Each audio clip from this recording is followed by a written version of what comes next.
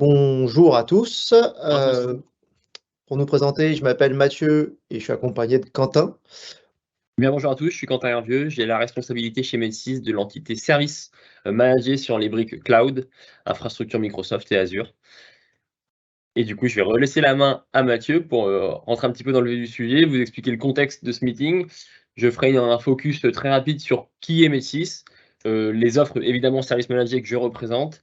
Et puis, on va rentrer dans le dur, puisqu'on est vraiment là pour ça, c'est de comprendre l'intérêt et j'ai envie de dire l'engouement qu'on peut avoir aujourd'hui sur la solution rubrique pour M365.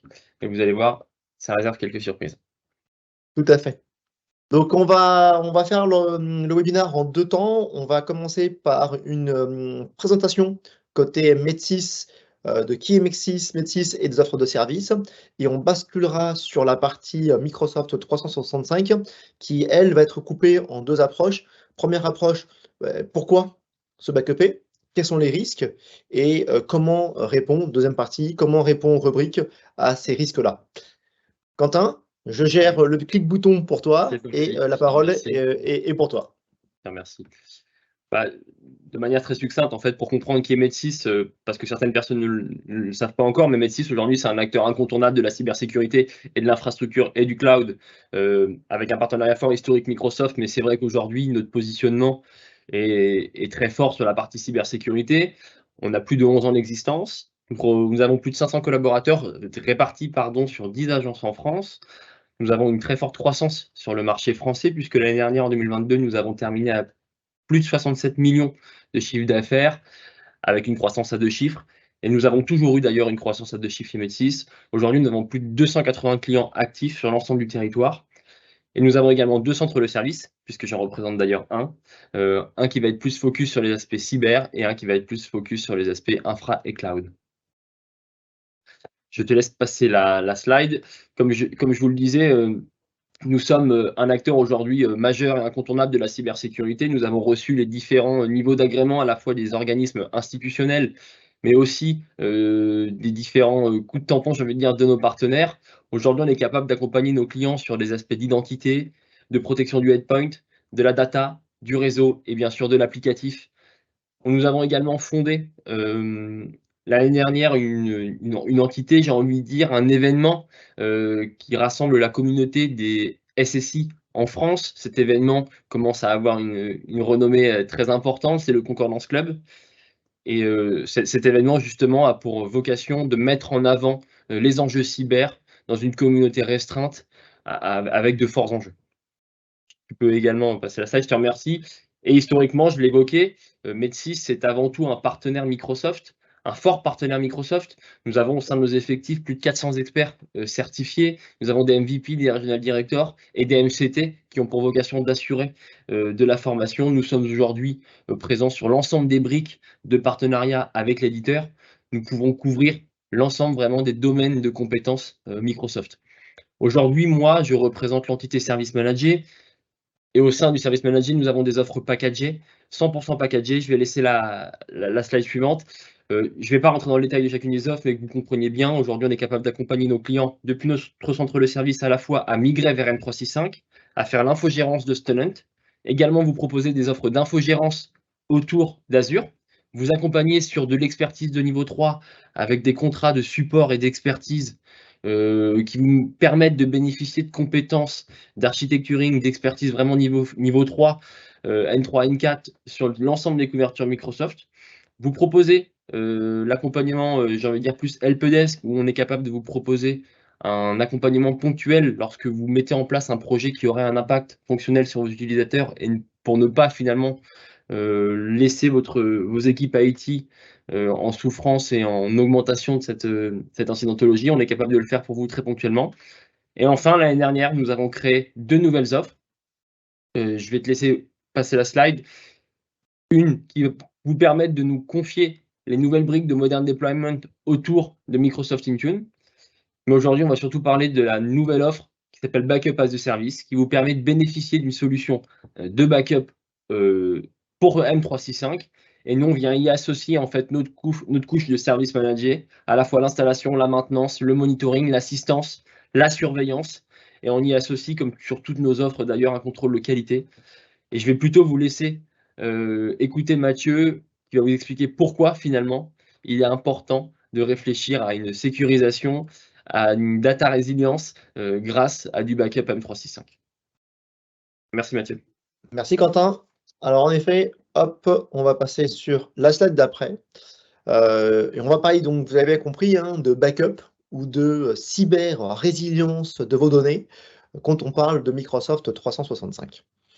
Et avant de rentrer dans le vif du sujet, moi aujourd'hui, j'ai énormément de clients qui sont encore dans le côté, mais pourquoi j'ai besoin de backuper Microsoft 365? Parce que finalement, si je vais faire le choix de Microsoft 365, c'est parce qu'ils ont des offres intégrées de protection. On peut parler bien évidemment des protections qui empêchent les attaquants de rentrer chez vous, mais on peut parler aussi ce qu'on appelle des fonctions natives, comme par exemple la poubelle, du versionning, de la rétention, etc., qui sont fournis par Microsoft. Et donc, quand on regarde un petit peu le marché, aujourd'hui, on voit qu'il y a à peu près 80%, donc je le répète, 80% des clients qui sont sur Microsoft 365, aujourd'hui, n'ont pas de solution de backup pour cet environnement-là, et pensent typiquement qu'ils n'en ont pas besoin. Et souvent, pour faire prendre un petit peu, pour aider dans cette prise de conscience, je vous montre cette slide. Et je vous montre souvent cette slide-là à des directions générales. Et je leur pose la question, mais voilà, est-ce que vous avez déjà vu ce film?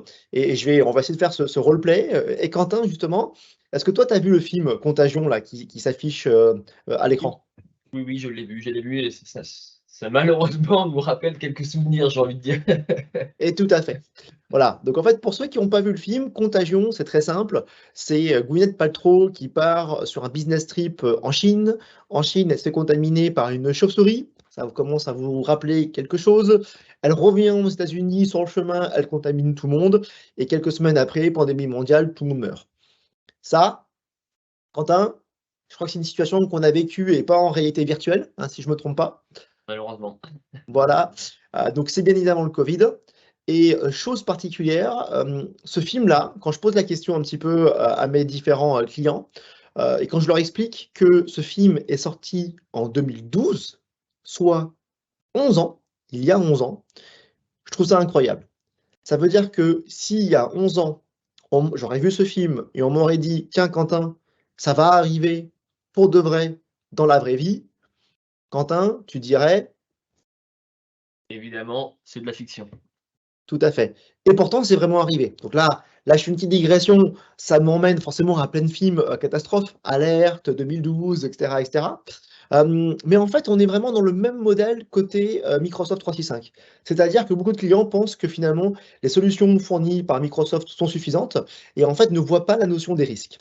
Et donc typiquement, sur la slide qui arrive là, je vais partager avec vous les 4 grands cas de figure qui font qu'aujourd'hui, les clients décident de se protéger.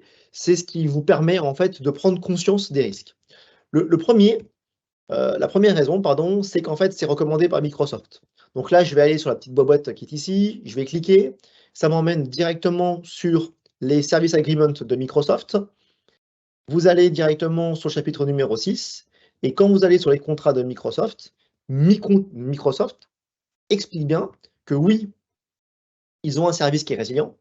Maintenant, la panne peut arriver, la suppression peut arriver, et donc ils vous recommandent d'utiliser un outil tiers pour aller backuper vos données. Et quelque part, je trouve ça absolument pas déconnant, puisqu'en fait, si on reprend la notion de backup, bah, le backup, à un moment, il fallait bien l'externaliser. Vous avez une première copie, enfin une première donnée active, c'est ce qui est dans le tenant. Vous avez un premier niveau de protection, ça serait en effet les outils natifs fournis par Microsoft. Et donc, il faut bien un troisième niveau de protection, hein, c'est ce qu'on appelle les règles de 3, 2, 1. Et ce 1, c'est tout sauf chez vous. Donc, pas dans le tenant Microsoft, pas chez vous on-premise, quelque part ailleurs. Donc ça, c'est contractuel. Maintenant, la vraie vie, comment ça se passe? En fait, le retour d'expérience que l'on voit chez nos clients, les 20% aujourd'hui de clients qui font le choix de s'équiper, en fait, ils vont généralement non pas avoir une raison, mais de multiples raisons. La première raison, typiquement, c'est le risque externe, et pas le risque externe, c'est ce que j'appelle le risque ransomware. Alors vous allez me dire: «Oui, mais c'est pas possible, Microsoft me protège, je peux pas me faire rançongeriser». Bah, aujourd'hui, vous dire que globalement, attaque de phishing, c'est tous les jours, ça arrive partout, chez tout le monde. Et via attaque de phishing, le but, c'est de prendre possession de votre global account. Or, si je prends possession de votre global account, potentiellement au d'un account, je peux chiffrer. Et typiquement, là, je bascule sur la vidéo qui est ici, qui est en fait réalisée par Kevin Mitnick. Donc, c'est un vrai hacker professionnel qui s'est fait avoir par le FBI. Quand on se fait avoir par le FBI, qu'est-ce qu'on fait? On change et on devient un hacker éthique. Donc Kevin est devenu maintenant un hacker éthique et il a montré, donc dans des conférences, la capacité de pouvoir finalement faire du ransomware as a service pour Microsoft 365. Dans le cas de la vidéo, il a fait un email de phishing, la personne s'est fait avoir et en effet, elle s'est fait authentifier et donc elle s'est fait ficher. Et à ce moment-là, Kevin a la main pour chiffrer et on voit en live bah, typiquement que là, il va pouvoir chiffrer l'ensemble des emails auxquels cette personne a accès. Et bien évidemment, c'est de même pour toute la partie données tierces, c'est-à-dire bah, typiquement la partie OneDrive, la partie SharePoint, et donc tous les OneDrive et SharePoint auxquels cette personne aurait accès. Donc oui, c'est possible. Est-ce que ça va arriver? Peut-être pas, mais on est dans cette notion de risque, hein. La deuxième, donc ça typiquement, c'est, on travaille nous, côté rubrique avec des grands acteurs.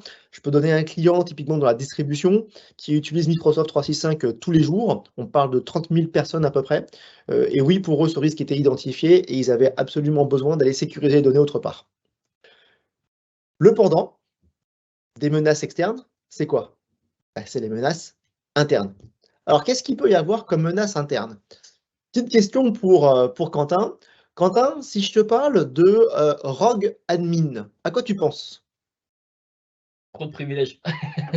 Tout à Trop de fait. Alors, possibilités. J'aimerais pas me fâcher avec cette personne chez nous. c'est ça. Alors moi, j'avais un client, il m'a dit: «Je pense à Rogue One Star Wars». Je lui dis: «Non, là, on n'est pas dans le même on n'est pas dans le même débat». Le Rogue Admin, en effet, c'est, quelqu'un chez vous, un vrai admin, qui a des comptes à privilèges et qui, pour des raisons X ou Y, est pas contente. Exemple, le cas le plus fréquent, il est en cours de licenciement et donc au moment où il est identifié, bah, avant de partir, qu'est-ce qu'il va faire? Il va tout casser, et comme il a les privilèges, bah, il peut se connecter sur votre plateforme, il peut aller sur le tenant Microsoft 365 et casser la production. Il peut aussi supprimer les backups faits par Microsoft 365. Bref, vous vous retrouvez avec plus rien et malheureusement, c'est des choses qui arrivent. On peut parler aussi d'erreurs humaines.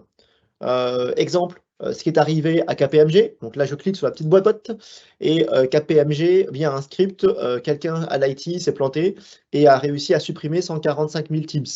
Donc là aussi malheureusement, c'est des choses qui peuvent arriver, et de manière plus pragmatique, ça peut être typiquement un employé, chez vous qui a supprimé un répertoire important, il s'en est pas rendu compte, quelques mois après, il veut s'y reconnecter. Bah là, finalement, Microsoft peut plus rien pour vous parce qu'en fait, la donnée a été supprimée, on a passé la rétention native de Microsoft et la donnée a été supprimée pour de bon. Donc là aussi, ça peut motiver typiquement de, conserver des données parce que, bah, typiquement, la plupart des sociétés ont besoin de conserver, ces données sur une durée longue, 1 an, 2 ans, 3 ans.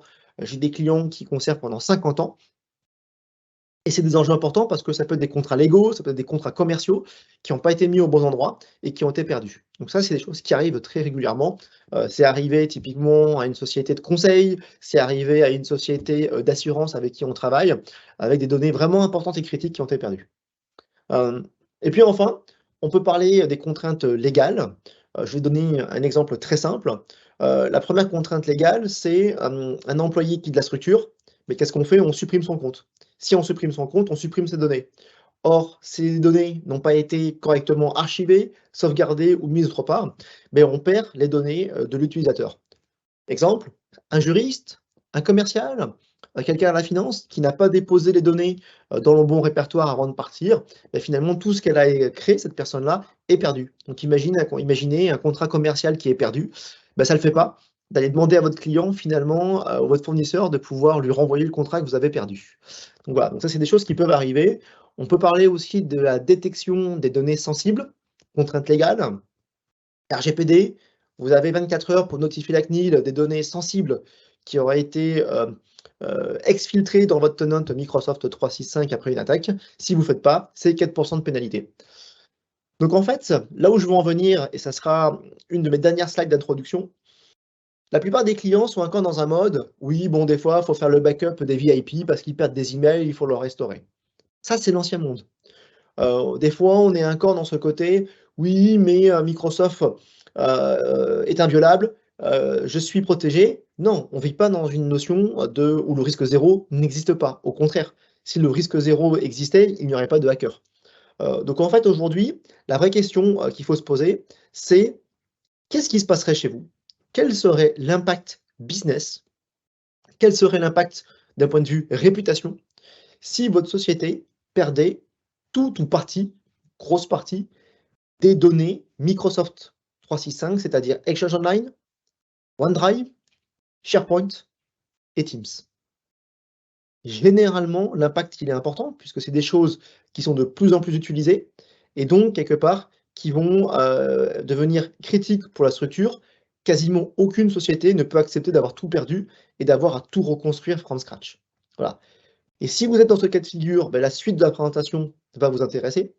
Si vous pensez que vous pouvez tout perdre et que vous n'avez absolument pas besoin de sauvegarder vos données et vous pouvez continuer à vivre, j'ai envie de dire dans ce cas-là, vous pouvez quitter ce webinaire. Ce webinaire n'est pas fait pour vous. On est vraiment dans cette cas de figure de la criticité. Alors, j'ai des clients qui me disent encore, ouais, mais c'est pas possible. En fait, il suffit de suivre la presse. Hein. La presse dit quoi? Avec les ransomware inondent des millions d'utilisateurs de 365. C'est une cible de choix, 365 pour les hackers. Une étude faite par Proofpoint montre que les ransomware peuvent bypasser toute la partie versionning de Microsoft 365. Et puis quand vous allez directement sur le site de Microsoft, là finalement on voit bien que même Microsoft dit que si en effet il y a une compromission de compte avec un global admin, typiquement ils peuvent prendre possession de votre tenant. Voilà. Et je terminerai sur l'introduction à une étude faite par Proofpoint, donc indépendante de Rubrik, qui montre finalement qu'ils ont monté un tenant, ils se sont fait attaquer, ils ont regardé si les solutions natives étaient suffisamment fonctionnelles pour gérer tous les risques. Typiquement, vis-à-vis du versionning de fichiers, il y a un moyen de le bypasser, c'est de créer finalement autant de fichiers corrompus, cryptés. Donc ils chiffrent, ils modifient, ils chiffrent, ils modifient, ils chiffrent. À chaque fois qu'on modifie, ça crée une version. Et donc forcément, au bout d'un moment, on atteint le nombre maximal de versions fournies par Microsoft. Et donc toutes les versions ont finalement été chiffrées puisque ça a versionné un fichier qui a été chiffré. On a aussi une notion de Microsoft qui dit que même si la donnée a été supprimée pendant 14 jours, Microsoft se réserve le droit de pouvoir la garder pour pouvoir la restaurer. C'est bien, mais c'est du best effort. C'est-à-dire qu'il n'y a pas de garantie que ça marche, donc pas de garantie de récupérer les données, et c'est très long. Donc là aussi, est-ce que vous voulez, sur un coup de dé, miser la capacité de pouvoir récupérer vos données en mode best effort, pas de garantie, pas de notion de performance? Là aussi, la plupart des clients ne peuvent pas se le permettre, mais parce que Microsoft est devenu beaucoup trop central dans les échanges de données. Donc voilà pour l'intro, voilà pour expliquer, voilà aussi pour comprendre que la plupart des clients sont en cours de maturité et qu'on voit maintenant en effet de plus en plus de clients qui sont ciblés principalement sur une attaque 365 dont le but est de récupérer les credentials et d'aller faire tomber le tenant et d'aller faire tomber l'ensemble des données. Alors à ce moment-là, Quentin me dira, Mathieu, c'est bien tout ça. Moi, je pousse mes clients à faire mettre en place une solution. Mais Quentin, tu vas me dire, mais qu'est-ce que tu proposes? Exactement, exactement. Et c'est aussi parce que certains clients se sont rendus compte, ont été confrontés malheureusement à ce genre de problématique, que nous avons dû réfléchir à comment améliorer la sécurité et la résilience de leur 365. Tout à fait. Alors, que propose Rubrik? Pour tout ça, on propose une solution dédiée pour Microsoft 365 qui s'appuie sur 4 piliers. Le premier pilier, c'est une approche Zero Trust. Le deuxième pilier, c'est une approche cloud native. Le troisième pilier, c'est une approche détection et rémédiation. Et le quatrième pilier, c'est une approche management unifié. Alors, on va rentrer dans le détail de chacun des piliers. Premier pilier, Zero Trust. Qu'est-ce que ça veut dire Zero Trust chez Rubrik? Vous l'avez bien compris, on est quelque part dans l'externalisation du backup, puisque la donnée primaire est dans votre tenant, la donnée secondaire elle est quelque part dans votre tenant Microsoft 365 avec les protections natives. Et donc, Rubrik va s'occuper à aller mettre les données autre part. Ce autre part signifie qu'on veut avoir ce qu'on appelle un air gap logique. Air gap logique, c'est faire en sorte que si votre environnement a été compromis, le hacker ne peut pas savoir que Rubrik existe parce que la donnée sauvegardée n'est pas chez vous. Donc, comment on le fait? On le fait via un premier sous-pilier qui s'appelle l'infrastructure air-gap ou l'air-gap d'infrastructure. C'est quoi? Ça veut dire que c'est une solution SaaS. Cette solution SaaS, elle est indépendante de votre environnement. Ça veut dire qu'elle n'est pas chez vous. Elle n'est pas dans Azure chez vous, elle n'est pas dans votre tenant Microsoft 365, elle n'est pas non plus on-premise chez vous. Donc le serveur de management est séparé, ça a été bâti, managé, sécurisé par Rubrik. Donc là aussi, c'est un gain de temps pour vous, côté justement patching, etc. Et je n'ai pas de management réseau. Ça veut dire qu'il n'y a pas de VPN entre votre société et la plateforme de Rubrik. Donc le hacker, si malheureusement a réussi à vous compromettre, il n'est pas censé savoir que Rubrik existe. Ça, c'est le premier sous-pilier air-gap qu'on appelle l'infrastructure. Est-ce que ça va être suffisant? Mais potentiellement pas. Imaginons que le hacker, il sait que vous utilisez Rubrik et donc il va essayer de se connecter. S'il vous a compromis, potentiellement, il va utiliser l'Azure AD ou l'AD chez vous, qui eux aussi ont été compromis. Et donc, ça va l'aider à se connecter chez Rubrik. Donc, ce qu'on va faire, c'est qu'on va mettre un deuxième niveau de protection qu'on appelle chez Rubrik l'air gap au niveau des credentials. Ça veut dire quoi? Ça veut dire que les credentials pour se connecter chez Rubrik vont être plutôt stockés chez Rubrik. Ça veut dire que typiquement, ils ne sont pas chez vous, ils sont chez nous. Donc là aussi, on sépare. Les méthodes d'authentification, là aussi, vont être séparées. On va utiliser donc du MFA pour le multi-factor d'authentification. On va aussi utiliser le TOTP, donc le password temporaire valable une fois. Là aussi, avec des mécanismes d'authentification différents de ce que vous avez on-premise. Là aussi, le but, c'est de rendre la chose bien plus difficile pour le hacker pour pouvoir se connecter sur la plateforme Rubrik. Et puis le troisième pilier, c'est ce qu'on appelle le data immuable. Alors pourquoi? Comme l'expliquait Quentin, tout à l'heure, Quentin, je te posais la question, tu te souviens, le côté rogue admin. Le rogue admin, il a les droits, n'est-ce pas, Quentin? Il peut malheureusement tout faire. Heureusement et malheureusement. Et voilà. Donc imaginons que le rogue admin, c'est quelqu'un qui a les droits global admin sur votre compte. Et bien potentiellement, il peut tout casser. Et il pourrait casser aussi quelque part ce qui se passe chez Rubrik en supprimant les backups. Donc qu'est-ce qu'on va faire? On va mettre en place déjà un stockage immuable. Donc la donnée sauvegardée, lorsqu'elle est stockée chez Rubrik, devient immuable. Personne ne peut la supprimer, personne ne peut la modifier. Or, une attaque type, c'est d'aller changer la durée de rétention. Quentin, si tu passes d'un backup avec une rétention d'1 an, tu changes la rétention et tu dis tiens, je la passe à 0 jours. Qu'est-ce qui se passe? Ça fait rien. Et oui, en fait, on purge. Le système dit ah ben, rétention 0 jours, donc plus la peine de backuper, donc on purge tous les backups. Donc C'est typiquement une d'ailleurs attaque. une des méthodes les plus utilisées. Tout à fait, comme changer le NTP.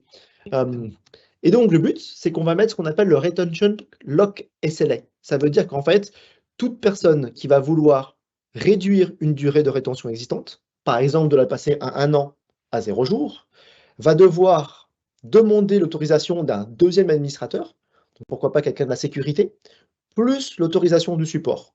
Ça veut dire qu'on vous offre quand même la capacité de le changer, parce que vos politiques peuvent être amenées à changer, mais pour pouvoir l'autoriser, il faut qu'il y ait en effet 2 personnes différentes, plus l'autorisation du support de Rubrik, là aussi pour rendre la chose bien plus compliquée pour le hacker.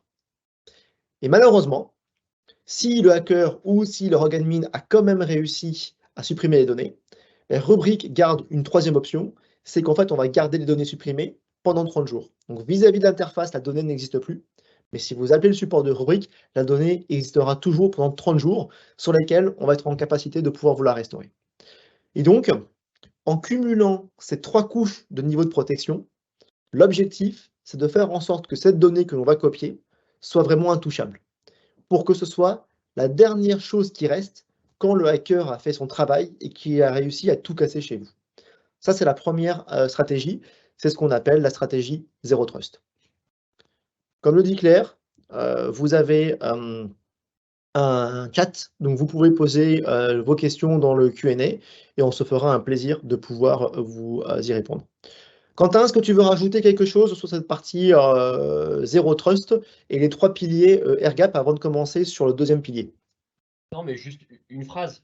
Malheureusement, lorsqu'on a accompagné des clients qui se sont fait attaquer, le sentiment avant attaque était: on a 100 confiance en nos solutions, la rétention est suffisante et on voit pas pourquoi on irait sur une solution de cyber-résilience, clairement. Oui. Et ce matin, j'étais d'accord avec un client qui m'a dit: «Bah, une fois qu'on s'est fait attaquer, c'est trop tard».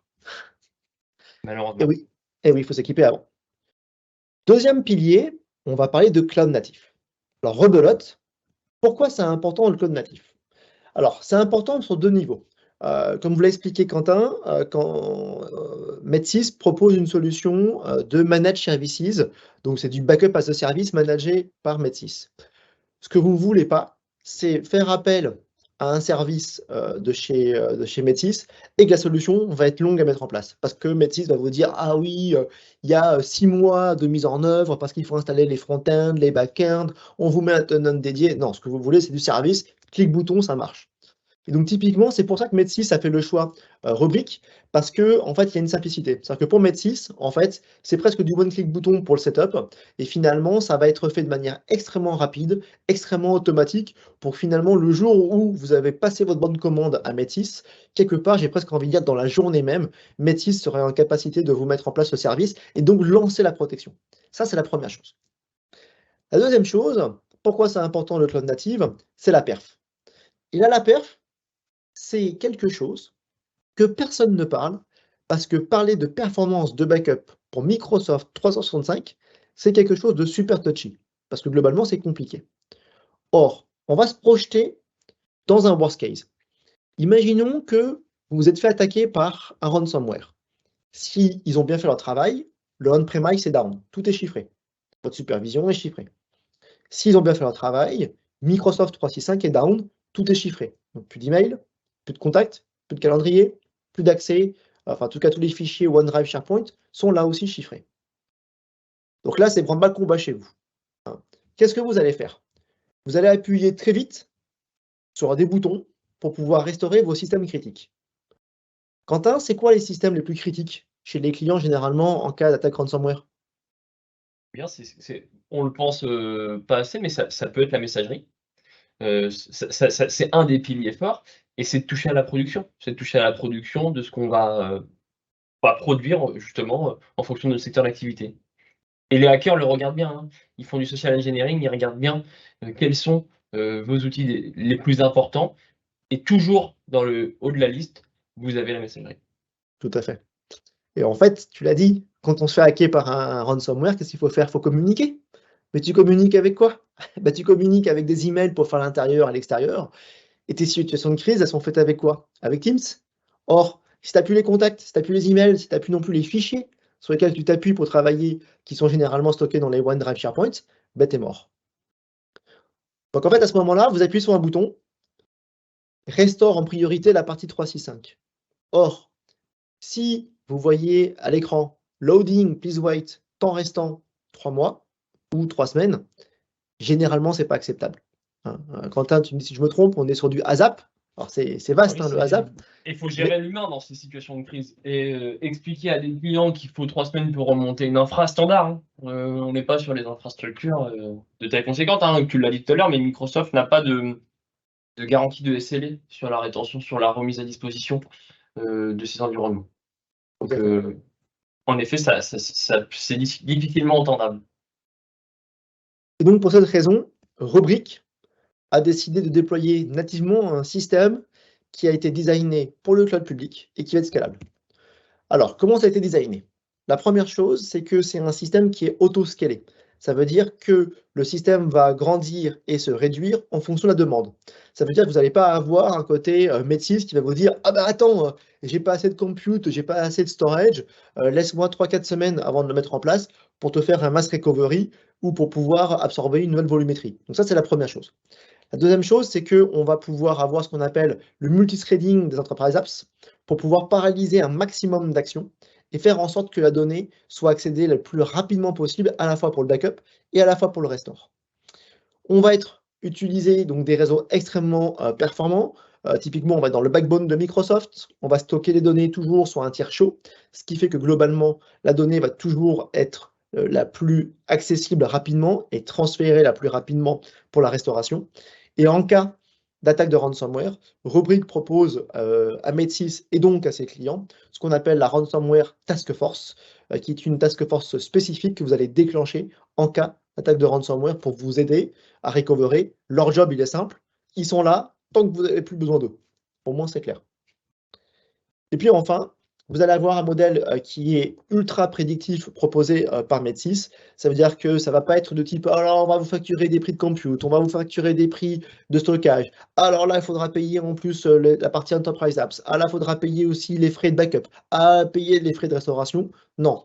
Le système de facturation est clé en main, il est prédictif. Globalement, il est par user giga. Et Medsys se fera un plaisir de vous expliquer en détail comment on fonctionne. Et donc, ce qui est bien, c'est que vis-à-vis de votre direction financière, vous maîtrisez le TCO, vous êtes prédictif, et ça, c'est quelque chose qui plaît énormément aux directions financières. Troisième pilier, détection et rémédiation. Donc, tout ce que je vais vous présenter là, c'est des choses qui ont été annoncées publiquement, mais qui arrivent sur les prochains mois. Donc, ce n'est pas encore disponible en mode GA. Qu'est-ce qui va se passer? Imaginons que vous êtes fait avoir par un ransomware. Donc, les données sont chiffrées. Donc, la première chose qui va être utile pour vous, c'est de détecter quelles sont les données qui sont chiffrées et quelles sont les données qui ne sont pas chiffrées. Comme ça, on se focalise sur restaurer les données qui sont chiffrées. De deux, c'est ce qu'on appelle le blast radius. De deux, c'est se dire, OK, très bien, cette donnée-là, elle est chiffrée. Donc, je vais aller taper sur le backup pour pouvoir restaurer ma donnée. Or, si le ransomware est déjà présent dans le backup, vous allez restaurer une donnée qui n'est pas chiffrée, mais vous réinjectez la partie ransomware.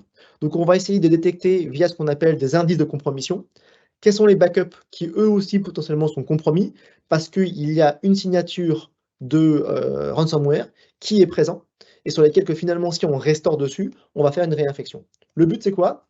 C'est d'éviter la réinfection. Donc on va mettre en place finalement un contrôle de quarantaine sur les données qui potentiellement auraient été infectées parce que le ransomware ça fait peut-être 6 mois qu'il est chez vous et qu'il a été activé. Également, je me permets, hein, Mathieu, mais il y a une étude qui est sortie, hein, j'ai plus la stat, je ne sais plus si c'est 70 ou 80% des cas de ransomware où à la fois l'infra est loqué, mais le backup aussi. Hein. Le backup historique, malheureusement, qui n'est pas une solution 100% indépendante, est loqué également. Logique. Tout à fait. Donc, comment je fais pour mettre la quarantaine? Comment je fais pour downloader éventuellement des fichiers qu'on pense être compromis? D'accord? Le but, c'est de les envoyer à des sociétés ou des systèmes spécialisés, type CrowdStrike, Proofpoint et autres, qui vont être capables en effet d'analyser de manière fine les données et vous dire en effet si la donnée est compromise. Et puis une fois que je sais qu'est-ce qui est chiffré, qu'est-ce qu'il faut restaurer, est-ce que mes backups, je peux les utiliser pour pouvoir restaurer parce qu'ils sont clean? Je vais en fait faire ce qu'on appelle une restauration orchestrée intelligente. Je m'explique. Vous allez probablement avoir des gros environnements sur lesquels vous ne pouvez pas tout restaurer d'un coup. Ça prend du temps. Donc le but, c'est de restaurer de manière intelligente. Donc on se dit qu'on va taguer au préalable les environnements VIP, donc des groupes VIP, des OneDrive VIP, des SharePoint VIP, qui eux seront restaurés en priorité. Et parmi ces groupes-là VIP, vous pouvez avoir des environnements qui sont très conséquents, avec des milliers de fichiers, des milliers d'emails. Tout n'est pas aussi important à l'intérieur même de ces groupes VIP. Donc on va mettre ce qu'on appelle le système de Hot Data First, de se dire qu'on va prendre les données qui sont les plus chaudes, c'est-à-dire écrites, vues, modifiées sur les 7 derniers jours. Et c'est elles qu'on va restaurer en priorité parce que, raisonnablement, c'est ça dont on a besoin en priorité. Et ça va vous permettre vraiment de vous restaurer de manière accélérée en donnant la priorité sur ce qui compte vraiment pour votre environnement et le reste viendra au fur et à mesure. Voilà. Et en complément de ça, on va aller vous aider sur la partie Sensitive Data Recovery parce que globalement, vous allez aussi avoir des données sensibles qui traînent dans votre environnement. Typiquement, pourquoi pas des cartes bleues, des numéros de CNI, passeport et autres. Et donc ça, typiquement, la CNIL vous demande d'avoir une cartographie pour pouvoir identifier ces données qui auraient été exfiltrées. Et je terminerai sur le dernier pilier, qui est le management unifié. qui finalement, dans le cas de figure où vous ne souhaitez pas protéger que Microsoft 365, mais vous souhaitez protéger des environnements complémentaires, on a cette interface unifiée qui vous permet finalement d'appliquer la même stratégie de protection, que vous ayez des workloads 365, des workloads Microsoft Azure, Google, AWS ou on-premise. Et donc, on va standardiser cette protection de la donnée. Techniquement parlant, ça se fera bien évidemment un petit peu différemment, mais on va le standardiser avec la même approche, ce qui va vous enlever de la complexité. Donc, j'en ai fini pour la présentation de rubriques pour Microsoft 365. S'il y avait une slide à retenir, ce serait celle-ci. C'est ce que j'appelle la business value. 1, à travers rubrique, vous n'allez pas perdre de données. Ça veut dire que en cas d'attaque de ransomware, erreur humaine, rogue admin, etc., vous pouvez conserver vos données. De 2, vous n'allez pas attendre 3 mois avant d'être protégé. Grâce à cette approche cloud native et l'offre backup as a service de Metis, vous allez pouvoir avoir le service quasiment immédiatement et accélérer le backup. 3, on ne va pas attendre 40 ans avant de pouvoir vous restaurer. En cas d'attaque ransomware, on va le faire de manière extrêmement rapide, ce qui vous permet de minimiser l'impact de production, l'impact business et l'impact au niveau de la réputation de votre marque. 4, on va vous aider à être dans la compliance au niveau, typiquement un employé qui la structure, on garde la donnée, la géolocalisation si vous avez besoin d'avoir ce type de fonctionnalité, ou typiquement une compliance vis-à-vis au RGPD. Et puis enfin, ça ne va pas vous complexifier les coûts parce que la solution est soit en effet assez simple, soit vous la prenez en mode backup as a service chez Metis, et dans ce cas-là, c'est Metis qui gère tout pour vous. J'en ai fini et je laisserai le mot de la fin à Quentin. Juste, Mathieu, est-ce que tu peux juste aussi dire aujourd'hui, si tu peux communiquer sur qui fait confiance aujourd'hui à Rubrique, un petit peu aussi nous donner un petit peu de statistiques depuis la création, parce que ça reste malgré tout une société qui est jeune dans l'écosystème cyber, et pourtant de grands noms vous font confiance. Et c'est aussi important de souligner que ces grands noms sont aussi de nombreux acteurs de la cyber dans le monde, éditeurs ou cabinets de conseil vous font confiance pour leurs solutions internes de protection et de cyber-résilience. Tout à fait. Alors, dans la typologie de clients, si on reste sur la typologie française, on va avoir donc des clients qui sont dans la grande distribution. On peut parler des mousquetaires, donc Steam, Intermarché, les mousquetaires. On peut parler des gens dans le service, comme par exemple Petit Forestier. On peut parler des gens qui sont dans l'agroalimentaire, comme par exemple InVivo Soufflé. Donc ça, c'est des choses voilà, qu'on peut citer. On va osciller sur un ensemble de volumes qui est très différent. Les plus grands clients qu'on a signés font à peu près 120 000 users et à peu près 6 pétas de données que l'on backup. Et les plus petits clients vont faire dans les typiquement 50 utilisateurs, typiquement qu'on fait avec Med6. Et on en a fait quelques-uns maintenant pas mal en service manager avec vous aussi, ce qui permet d'adresser typiquement une palette assez large de petits clients qui auraient 20-50 users à des grands clients qui pourraient avoir 50 000 users. Après, en termes de vertical, il y a des verticaux qui sont plus ou moins matures. Je dirais qu'aujourd'hui, la finance, banque, assurance est mature parce qu'en fait, ça vient principalement à la fois par le réglementaire et par le fait qu'elle est très ciblée par les ransomware. Il y a aussi un secteur qui est très ciblé, c'est tout ce qui est logistique. Avec Covid, c'est devenu un maillon important des différents pays. Et donc, typiquement, là, on voit énormément d'acteurs du monde de la logistique qui sont attaqués. Et l'industrie arrive doucement, mais on est vraiment sur une prise de conscience et surtout une accélération. Ça veut dire qu'on était vraiment sur des clients qu'on a vus il n'y a même pas 6 mois, qui étaient en mode « ouais, je regarde de loin ». Quelques mois après, ils nous rappellent, ils nous disent « non, en fait, on a un projet ». Parce qu'en fait, voilà, il y a eu des breaches au niveau de la sécurité, il y a eu des prises de conscience, et sur lesquelles ils s'accélèrent absolument pour pouvoir s'équiper. Et comme tu l'as dit, Quentin, pour être backupé et pour prévenir ce risque, il faut déjà lancer un premier backup. Donc il faut acheter la solution, la mettre en place, avant malheureusement d'avoir été compromis, d'avoir tout perdu. Donc ça, c'est pour te répondre à tes questions par rapport à ce que tu m'avais demandé. Et merci beaucoup Mathieu pour cette présentation très claire. J'ai vu que tu as une question, Quentin? Pardon, j'ai pas vu. Ouais, j'ai vu une question, il y a une question de Benoît Je vais la lire pour tout le monde. Bonjour, quelle granularité sur le hot data first? Peut-il s'agir de la boîte aux lettres partielle, par exemple, ou est-ce qu'elle est considérée comme un unique fichier? Alors en fait, la granularité, c'est le fichier. Ça veut dire qu'on peut avoir, Benoît, une boîte aux lettres qui fait 1000, donc elle est taguée comme VIP, dedans, imaginons, il y a 10 000 mails. Ça va être long de restaurer les 10 000 mails. Donc dedans, en fait, le hot data va s'appliquer. Ça veut dire qu'on va regarder les mails qui ont été lus, hein, ou reçus très récemment, et c'est eux qu'on va restaurer en priorité. Et les emails que cette boîte aux lettres a, qui datent de, par exemple, 3 ans, qui n'ont pas été lus, typiquement, seront restaurés après cette partie hot data. Donc voilà pour la question, et je crois qu'il n'y a pas d'autres questions. Quentin, est-ce que tu veux donner le mot de la fin en attendant que les différentes personnes puissent poser leurs différentes questions? Dans le cas contraire, si vous avez des questions évidemment et que cet événement se termine, je vous invite à vous rapprocher de votre contact commercial chez Métis, ou évidemment, vous pouvez vous rapprocher ou de Mathieu ou de moi-même. On se fera un plaisir de vous faire une présentation dans votre contexte et de vous expliquer quels sont vos enjeux avec cette solution. Ce fut un plaisir de vous présenter cette solution, ses fonctionnalités. Merci Mathieu, c'était encore une fois très enrichissant. Et j'espère à très vite. Eh bien, écoutez, merci beaucoup. Moi, j'ai aussi un dernier point, c'est que souvent, on voit que les équipes Digital Workplace ont du mal à le vendre en interne. On fait avec Metis ce qu'on appelle un exec summary. Donc, en fait, c'est l'analyse des risques, l'analyse d'impact au niveau de la réputation, au niveau financier, au niveau productivité et autres. Et ça vous permet de l'utiliser pour aller le vendre à votre direction générale et de vous aider à justifier finalement ce risque. C'est toujours plus facile de mettre des dollars en face d'un risque pour justifier votre direction générale à mettre un budget.